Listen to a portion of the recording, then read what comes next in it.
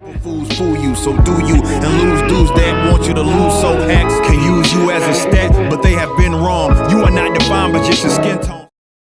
Welcome to 3 Count Commentaries. This is your host, MagMongoSlade. We got to talk about the United States of America versus Vince McMahon, which is an absolutely egocentric. I love this story. I love it.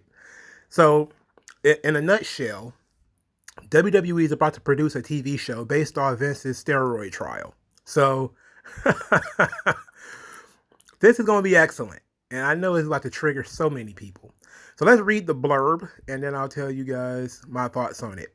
I already said that I loved it, but it's going to be hilarious. So it says, the show will delve into WWE during the 1990s, at the time Rupert Murdoch had purchased the New York Post to further his massive infiltration into the U.S. media landscape. For years, infamous Post writer Phil Mushnick regularly hammered WWE chairman and CEO Vince McMahon in his column.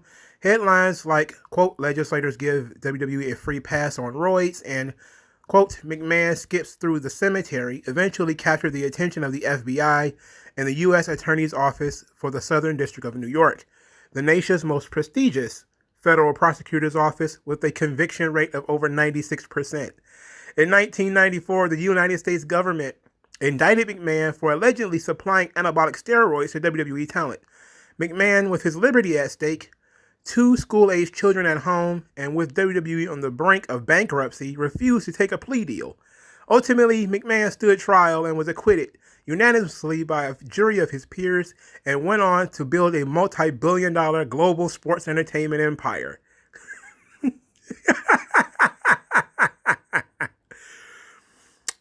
Quote, Jason, Chris, and their team at Blumhouse created amazing work, and we look forward to delivering an inside look into one of the most pivotal moments in our company's history, said Kevin Dunn, WWE executive producer and chief of global television production.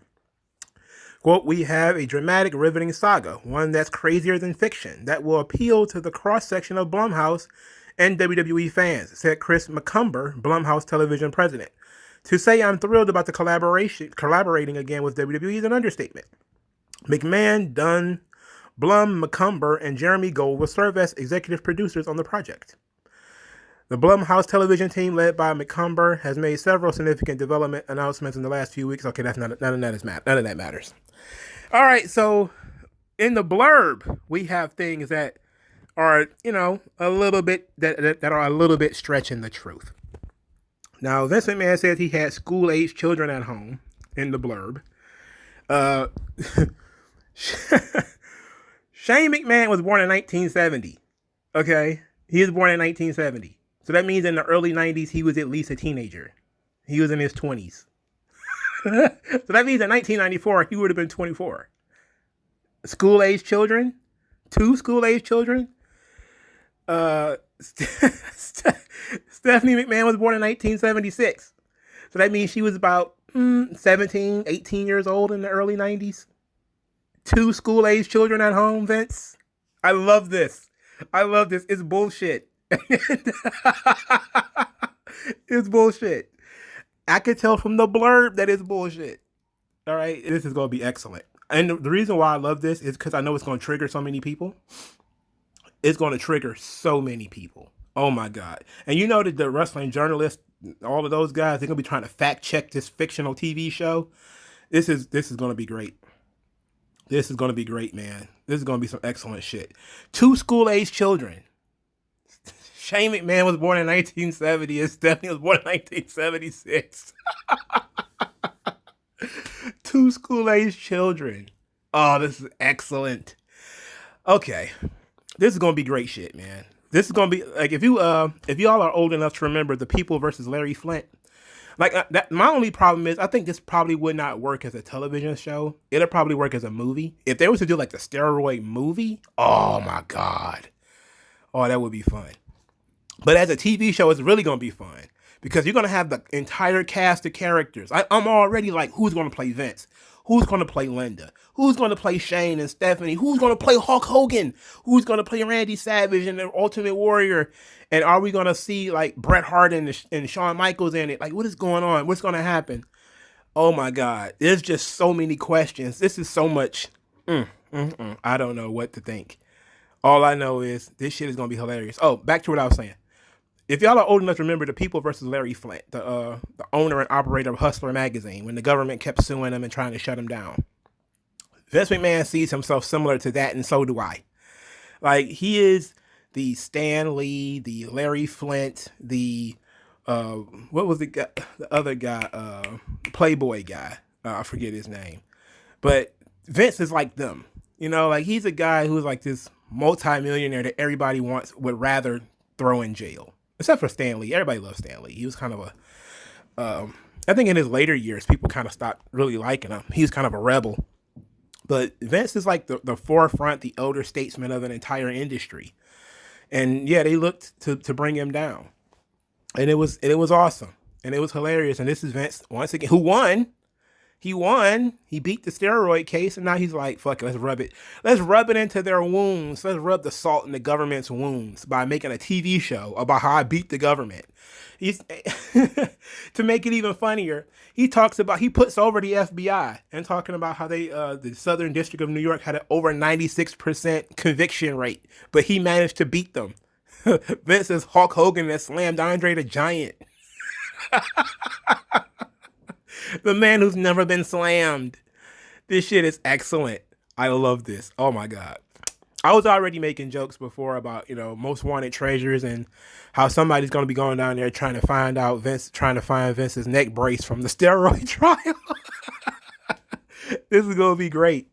Now, there is some downside to this, of course, because this does overlap a little bit with the Ring Boy scandal, even though the actual crimes of the Ring Boy scandal happened in the 80s. It was still kind of going on at around the same time as this. And Tom Cole, one of the Ring Boys that was in the Ring Boy scandal, was working at WWF at the time. I don't want to go into it, but he was also brought in by the FBI and questioned about steroids. And he was trying to tell them about, the two guys that were molesting young boys in the WWF office. Terry Garvin, I believe it was, and I forget the other guy's name. But they wanted to get Vince on steroids. But Phil Mushnick, his whole thing with Vince continued even after the steroid trial. It was a long feud. So Vince is going to be, he's going to position himself as being the small put upon the small put upon protagonist. And then all of a sudden, he's going to overcome the odds and win the game. Oh, that's going to be excellent. Oh, that's going to be fantastic, bro. It's going to piss off so many people. They're going to be like, this is not real. This is not what happened. And people are going to be like, man, shrug, bro. Shrug. It's fiction.